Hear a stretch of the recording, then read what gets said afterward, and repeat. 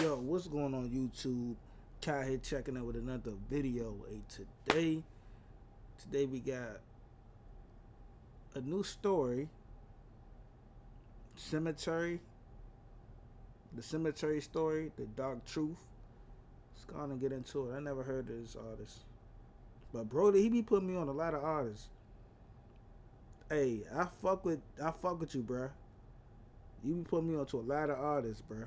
Commonly compared to musicians such as Chief Keef and Drain Gang, Sematary is one of the hardest rappers to come out of SoundCloud in the past few years. His unique music has resulted in one of the most cultish, toxic, and intersecting fanbases in music, and Sematary has been rising quickly in popularity, getting features / cosigns from Chief Keef, Lil Tracy, and Cole Bennett, and being called the future of death metal. Which begs the question, who is he, where'd he come from, and how'd he get so popular? I'm Rashad Fashir, and this is the story of Sematary. The Dark Truth. December 22nd, 2000, Zane Steckler, or Sematary, was born in the rural parts of Northern California. He grew up deep in Northern California to a normal family, going to church, and has a younger brother. He described his upbringing as pretty boring and regular, while also adding, kind of rednecky where I'm from. His father was a commercial music producer, and his mother also adding, what?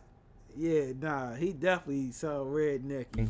Kind of rednecky where I'm from. His father was a commercial music producer, and his mother was an artist, so artistry was in his blood. His dad actually did film production scores for TV. He did one song on the Pokemon movie in 1999. And music was a huge part of Sematary's early life. Sematary, I always with music, like, since I was a little boy. when he was young, I used to play piano and drums a little bit. and even, I've done a little guitar. so as a kid, Sematary spent a lot of time on the internet. He'd scour the internet and said it was his favorite thing to do, digging around. His earliest SoundCloud memory was listening to Young Lean and Black Cray, who he says are Still the GOATs always. Yeah, for real. Yeah. He was also listening. Hey, nah, I ain't listening.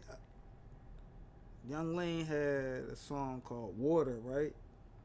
Or Lean or some shit. Water, I think Water. I don't know.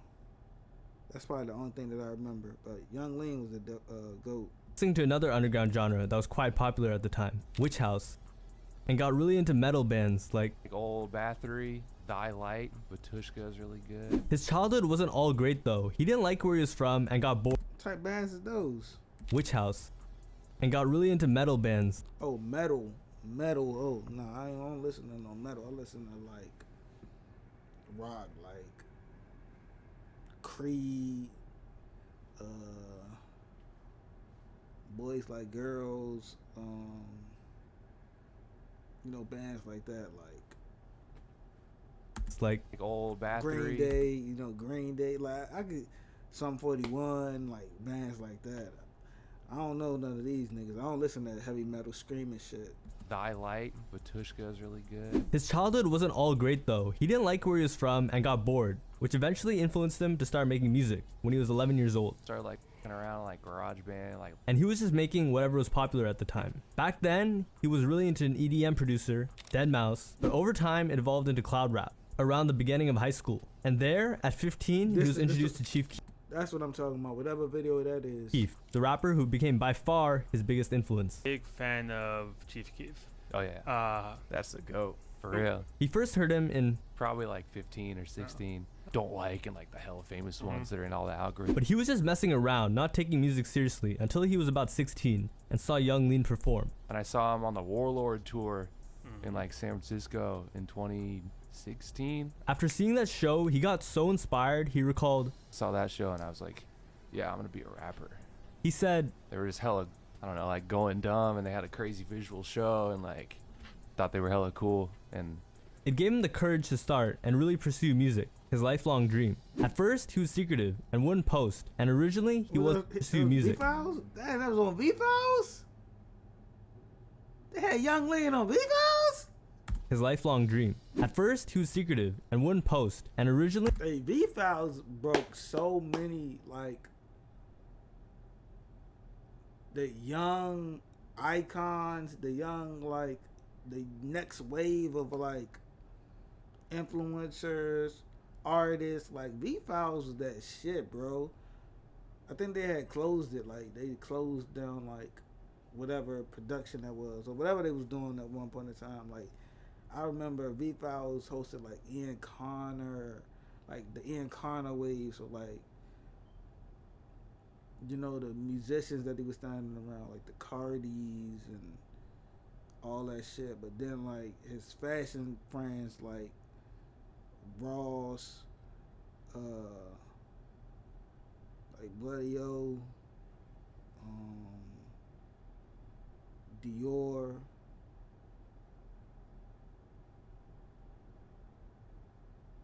Ouija. What's Spanish bruh name? Spanish, not Spanish bruh. Chinese bruh. Start with a double, like I forgot, like Weeby or some shit like that. He wasn't a rapper, he was a producer. But after realizing how horrible they were treated, he decided to pursue rap because he thought if others could do it, he could do it as well. I was like, yeah, I'm gonna do it. I can do it. If you couldn't tell by his music, Sematary wasn't a normal kid at all and was very antisocial as a kid, preferring to keep to himself, admitting, Did you have friends before Sematary started? Nah, I just didn't have any friends ever. Like, and said it was always that way. He attributed it to everyone around him being lame. He was only able to make acquaintances and had a lot of trouble connecting with them, saying, I don't know, fools is hella lame. I don't care. Like, high school's gonna end, y'all gonna fade away. What's the point? he would show them what he was listening to and they would say, Facts. what the In high school, he used to, I was pretty sleep, getting by like C's and maybe a B and So- stupid. music was always his dream, so he never cared about anything else. I mean, I always wanted to do this Yeah. anyway, like from like since I was kind of little. I just didn't have it all like figured out, so I was never really like caring about anything. He recalls telling his best friend at the time, Ghost Mountain, everything he wanted to accomplish in music. And I was always Oh, telling him okay. about the music, like, yeah, I'm gonna do this at some point, bro. Yada yada yada yada. We should do a song like that.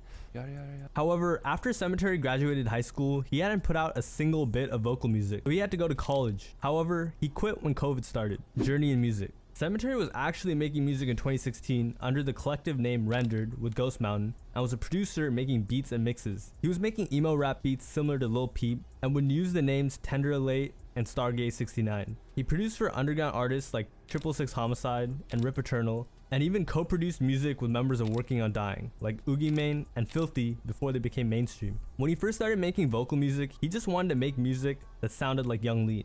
And I was like, damn, nobody's making that. So he settled on that, I guess I could do that. And I was already wanting to like do some music. and then came up with the name he thought was cool. and how did you settle on the name?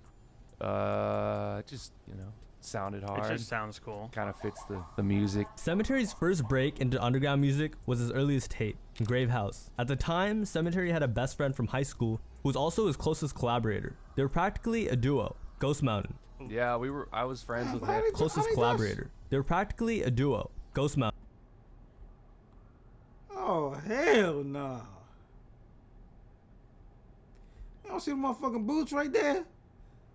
Oh hell no! Yeah, I was friends with him since I was like a kid. And they released that project together. They released some of Sematary's most popular music to this day, songs like Nevada and Bunny Suit, releasing countless singles from 2019 to 2021. In the end of 2019, Sematary released Rainbow Bridge, the first installment of his famous Rainbow Bridge trilogy, where he sampled black metal songs, and Ghost Mountain was heavily featured on the tape as well. Their most famous song, and honestly one of Sematary's to this day, is Nevada, a reference to a Japanese killer because of a hoodie she was wearing. But Sematary and Ghost Mountain didn't always see eye to eye. Sematary saw music as his life, his purpose, and it was all or nothing to him. To Ghost, it was just a hobby, and the tension would slowly rise. Sematary said he tried to encourage Ghost Mountain, But I knew he was hella good, so I was like, bro, you should really do this, bro. You're gonna be really big, bro. Like, it's super fire when you do it. Yada yada yada. but it wasn't enough. Ghost never really cared as much as Sematary, and he failed to pull his weight. And he like kept coming to the studio with no lyrics written or nothing, and didn't show up for videos. Hella flaky. When, I would drop all those tapes, like the first 4 or something.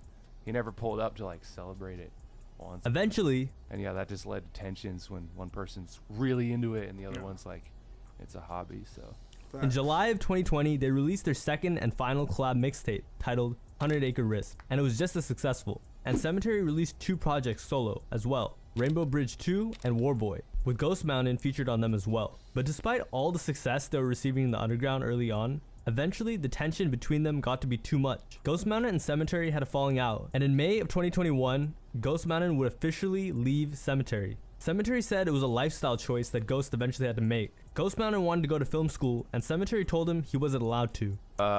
he was just into more regular life stuff, and I'm only about this ever, so. Sematary was very annoyed that Ghost Mountain left and felt betrayed, and that Ghost Mountain was ungrateful. And when Ghost Mountain left, Sematary talked smack about him 24/7 and put him in a very bad light. And to many fans' dismay, Sematary retaliated by taking down all his music with Ghost Mountain. And I can't even perform that, Yeah, so that it's like makes worthless. But while they were together, Sematary spoke about Ghost Mountain in a high regard, saying, "We talk about our music ideas. A lot of our ideas tend to be aligned, and somehow everything always comes together when we make music. I'm blessed to have him." Ghost Mountain spoke about their time later, saying, "Sematary has a huge ego, brought massive issues to the group, and called Sematary a misogynist and sexually violent, and couldn't see himself being associated with that type of behavior. So he had to remove himself entirely from the group," explaining, Sematary just valued their collaborative relationship, not their friendship. To him, at least. Sematary himself said Ghost Mountain and him were not friends, hard. Are you still friends? Do you talk at all? No, It's just He had over. some- and even accused Ghost Mountain of being the one who was mean to him. so he had some mean things to say about us, probably because he's sore he ain't here with us. They had a really bad falling out, and most fans still believe Sematary and Ghost Mountain were the best duo. Sematary's music style changed quite a bit since Ghost left the group, and Ghost Mountain even had a solo album that never released due to his departure. And he also scrubbed every bit of social media and the music he had released officially off of the internet, except for one song on SoundCloud titled Coil. And Ghost Mountain wasn't the only collaborator of Sematary's he fell out with. He was working with the Scottish rapper Juju from 2018 to 2020 when they had a falling out as well, which was rumored to be Sematary's temperament. When Sematary and Juju were working, Juju was bigger than Sematary, so he was actually helping him, and they worked a lot. But when Sematary and Juju got mad at each other, Sematary deleted all their songs together and reportedly wanted to control who Juju was associating himself with. He allegedly has a history of this type of behavior with those that he works with. JJ Valhalla, a clothing designer and designer in Sematary's group, who was working with Sematary since 2020, allegedly betrayed Sematary by texting someone named Owen who Sematary didn't like. And after the texts were leaked, Sematary kicked him out of the group. But according to JJ, Sematary got scared after JJ was able to be independent and make his own money, and used a false accusation by a fan to justify it, allegedly. After Ghost Mountain left, Sematary was seeking out more collaborators, and that's how his group, Haunted Mound, was founded. It came about after he But he just started saying that in songs, and I was like, that'd be a hard group name, and just kind of evolved from there. The first two members of Haunted Mound were Buckshot and Oscar, two fans who were making edits similar to the style of Sematary. He hit them up, found out they were trying to do music, and then invited them to the group. That was like the first time I'd ever heard someone do my style, and it was like good and different. He said, All right, you're in Haunted Mound, I'm gonna do a verse on this, and I like mixed it and sent the verse in like 2 days. and that's how two kids from Ireland joined Sematary's group in Northern California, Haunted Mound. However, that was all online, so he thought he needed some help in real life. He seeked out help on Instagram. Put out a message like, I'm looking for help with Haunted Mound. If you're on the West Coast, hit my line. Hackle was one of the closest and first. Sematary Even know what you look like. and Hackle wasn't even making music. Everyone in the group takes their aesthetic very seriously, going as far as using old iPhones and gatekeeping what filters they use in interviews. And it's very clear that Sematary has dedicated his life to his musicianship. It's not a character. What would I look like if I pulled out some regular fool in like gym shorts making this? Sometime during the middle of 2021, Sematary started blowing up on TikTok with songs like Worlds of Fuck and Bunny Suit. He also released two projects that year, Rainbow Bridge 3 and Screaming Forest. Two projects I highly recommend you check out. Another rare part about Sematary as a musician that's rare to see these days is he has a very strong cultish fan base. You have really intense fans, But like everything, it comes with pros and cons. which is good. Also not great sometimes. Oh, they're Oh, hella mean. they're hella They be mean. hating I don't on want like to everything paint we them do. all. Remember the member that Sematary kicked out, JJ Valhalla? It was supposedly due to his association with the group that allegedly was affiliated with the alt-right. You have some anti-alt-right bars. However, ironically, those types of people are really attracted to Sematary's music. I'm not a fan of that. I don't think that's a good way to go, and I don't want those type of people to be my fans. So, gotta make it clear. It used to really upset him because people would Photoshop fascist imagery on him and tweet it at him. And Sematary is known for having toxic fans. Very, very toxic fans. It's likely because Sematary is very anti-establishment and doesn't really mess with the mainstream. But his fan base takes it to a whole nother level. A lot of disturbing stuff has spawned from Sematary's fan base, including multiple members of Haunted Mound being stalked. Sematary's father has had his number leaked by a TikTok slash Instagram stalker that is crazy about Haunted Mound and Sematary. The troll had a fascination with them and posted updated pictures of Ghost Mountain and multiple pictures and videos of Sematary, as well as Ghost Mountain as a kid. The troll even hinted that he was obtaining the media illegally, saying, "I am above the law." It was seriously messed up. There's a video where Sematary was a kid talking about lightsabers, just having fun, to give you an idea of how weird some of the stuff the stalker was posting. And it went far enough to the point where Ghost Mountain had to call the police. Sometime in 2022, Ghost Mountain and Sematary made amends behind closed doors, and they seem to have closure on their friendship ending. Ghost no longer feels the way he felt about Sematary back when they had their falling out, but will there ever be a reunion between the two? I think Sematary said it best. If you're down to do this full time, I'm always open. Maybe if you came like that, but I think we're both too proud for that to ever happen. In 2023, Sematary dropped Butcher House, including a song featuring one of his idols, Black Cray. Recently, Sematary has been touring the world, selling out shows, and going crazy like he always wanted, opening for City Morgue, Boys, Ghost Main, and playing venues the size Metallica was kind of playing back in the day. Touring and going hard.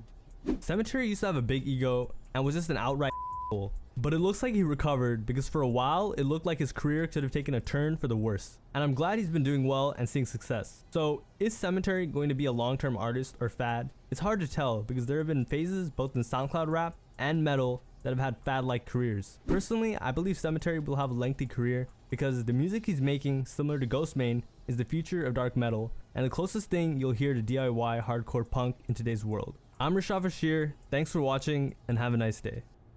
We just